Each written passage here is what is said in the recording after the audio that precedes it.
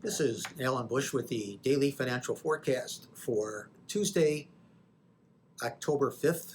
Stock index futures sharply higher today despite plenty of problems, plenty of geopolitical issues. Just to name a few, we have, of course, the tapering likely coming from the Fed potentially at their November meeting. There are supply chain issues. We have the headwind of higher crude oil prices. In fact, crude oil now at a 7-year high. Several other issues, and yet all of these seem to be, in my opinion, longer term likely to be outweighed by the still very low interest rate environment, not just here in the US, but globally. So ultimately, that fundamental will dominate all of these other negatives and continue to support stock index futures in the long term.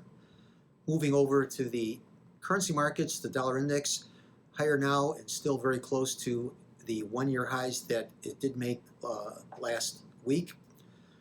Overall, the fundamentals seem to be bullish on balance, with the Fed tapering suggesting that interest rate differential expectations will remain supportive to the dollar index. So I think we can see some follow-through strength there in the greenback.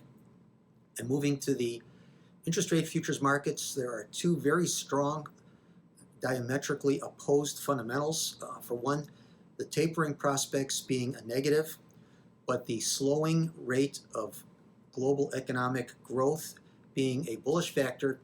So those two opposing fundamentals are likely to keep the 30-year Treasury bond futures in a trading range. However, once the Fed tapering announcement is made, which could be at the November 3rd meeting, with that negative out of the way, I think then we can see a new leg higher for the 30-year Treasury bond futures. In other words, a sell the rumor, buy the fact situation.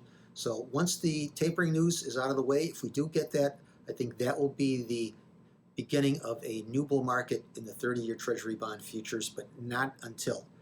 So good trading, everyone. And once again, remember, these are my opinions alone and are not the opinions of ADMIS or ADM.